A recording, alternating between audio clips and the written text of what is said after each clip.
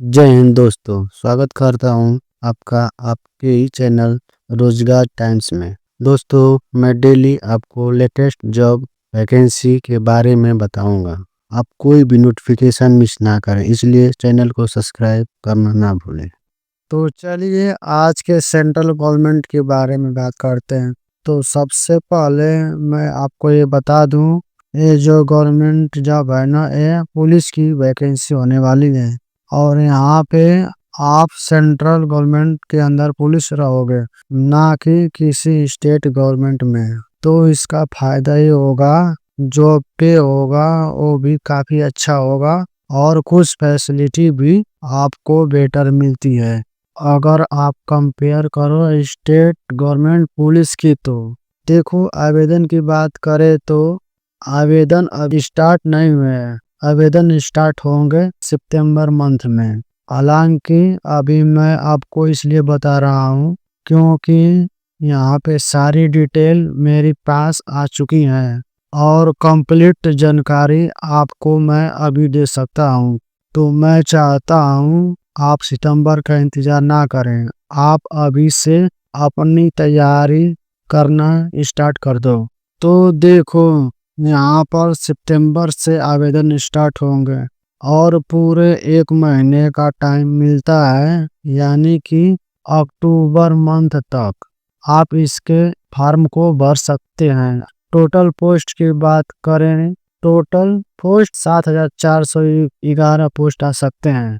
और बात करें आपका एग्जाम कब होगा, आपका जो एग्जाम होगा ये नवंबर दिसंबर में होगा, या तो नवंबर के लास्ट में या फिर दिसंबर में। तो अब आपके पास ज़्यादा टाइम नहीं है, 3.5 महीने का टाइम है।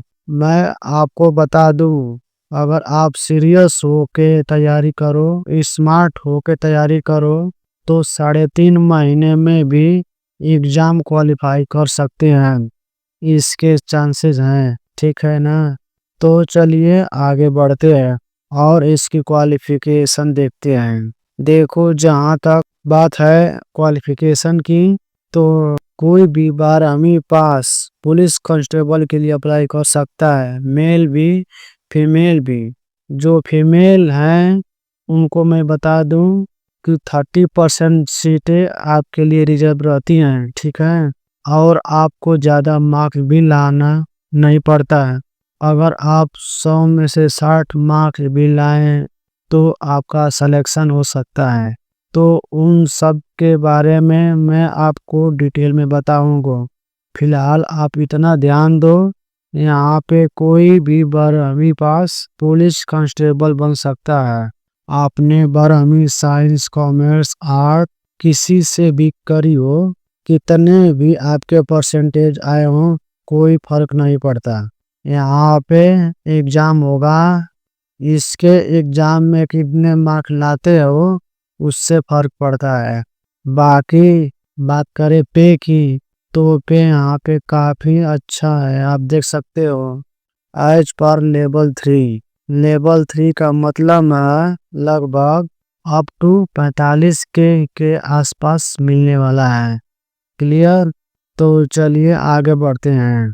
अब नेक्स्ट हम बात करते हैं एप्लीकेशन फीस की। मैंने आपको स्टार्टिंग में ही बताया था, यहाँ ज़्यादा फीस नहीं लगेगी। आप देख सकते हो, जनरल ओबीसी और ईडब्ल्यूएस के लिए 100 रुपया, बाकी एसटी और एससी के लिए 0 रुपया और ऑल फीमेल के लिए 0 रुपया। क्लियर। जो फिजिकली हैंडीकैप है ना, वो इस गवर्नमेंट जॉब में अप्लाई नहीं कर पाएंगे, बाकी सब कर सकते हैं, लेकिन फिजिकली हैंडीकैप नहीं कर सकते हैं। क्लियर। तो चलिए आगे बढ़ते हैं। तो चलिए अब बात करते हैं सिलेक्शन प्रोसेस की।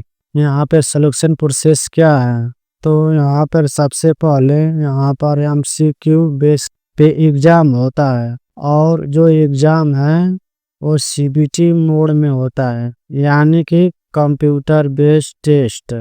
टोटल क्वेश्चन की बात करें तो यहाँ पे 100 क्वेश्चन के होते हैं और जो मार्क होते हैं उसके 100 मार्क होते हैं, यानी कि हर एक क्वेश्चन के एक मार्क है, 100 क्वेश्चन 100 मार्क है।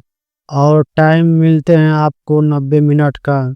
और नेगेटिव मार्किंग भी होती है, 0.25 मार्क आपकी नेगेटिव मार्किंग है। तो वही क्वेश्चन करने हैं आपको जो आपको आते हैं। यहाँ पे एग्जाम को क्वालिफाई करने के बाद आपका पेट भी होता है। पेट यानी फिजिकल एफिशिएंसी टेस्ट। यहाँ पर आपको running, long jump, high jump ये सब करवाया जाता है। और साथ ही साथ आपकी चेस्ट भी नापी जाती है। तो चलिए इसकी जानकारी मैं आपको एकदम डिटेल में देता हूँ।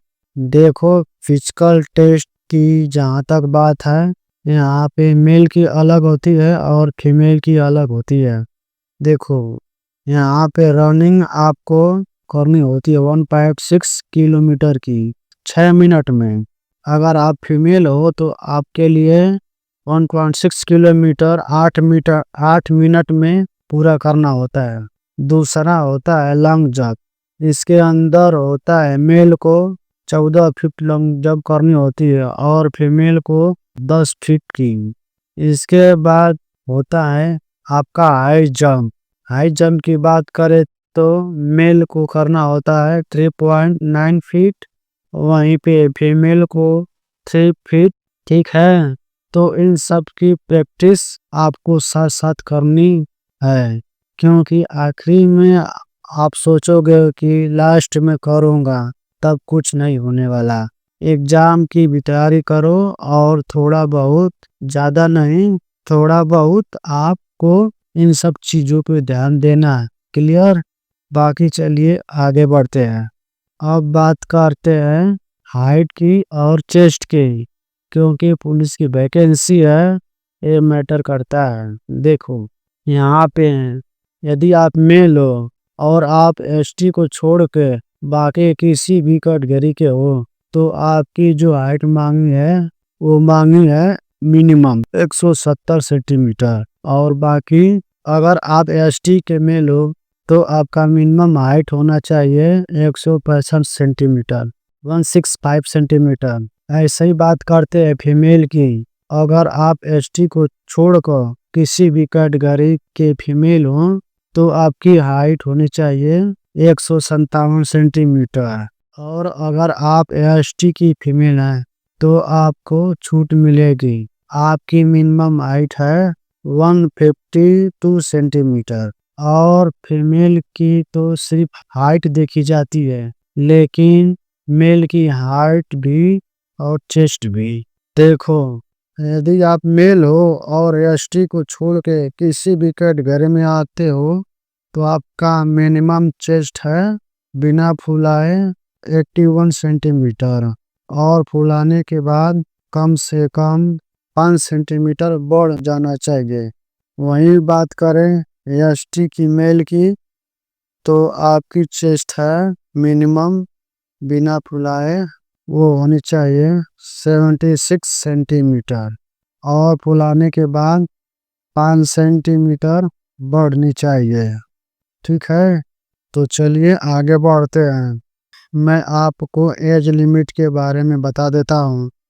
ये बताना तो रह ही गया। देखो, यहाँ पे एज लिमिट की बात करें तो ये आपकी काउंट हो सकती है 1/8/2025 से। ठीक है, 1/8/2025 को अगर आपकी एज 18 से 25 साल के बीच में रहोगे तो आप इस वैकेंसी में अप्लाई कर सकते हो। बाकी अगर आप रिजर्व कैटेगरी में आते हैं तो आपको अलग से आय में छूट मिलता है। तो चलिए इसके बारे में आपको बता देता हूँ। आय में छूट के जहाँ तक बात है, यहाँ पे SC/ST को मिलता है 5 साल का, यानी ये लोग अप्लाई कर पाते 30 वर्ष तक। और ऐसे ओबीसी को मिलता है 3 साल का, यानी ओबीसी वाले अप्लाई कर पाते हैं 28 साल तक।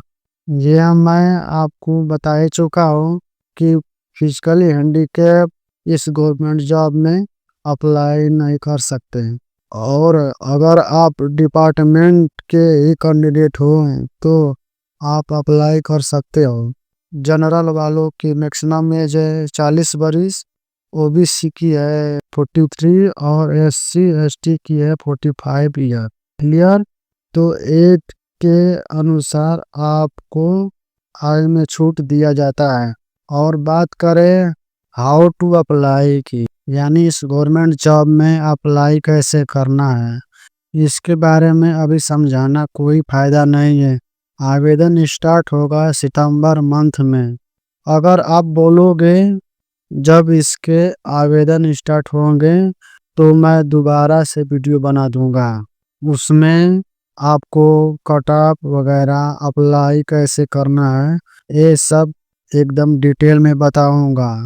और बाकी मैं ये आपको तो बता ही चुका हूँ कि यहाँ पे आपका एग्जाम सेंटर पूरे भारत में अवेलेबल है, कोई भी दिक्कत आपको नहीं आएगी। दूसरा, आपको जो जॉब लोकेशन है वो दिल्ली में ही रहेगी, क्योंकि ये दिल्ली पुलिस की वैकेंसी है। तो आपका जॉब लोकेशन हमेशा दिल्ली में ही रहेगा। तो वीडियो में अंत तक बने रहने के लिए आपका बहुत बहुत धन्यवाद।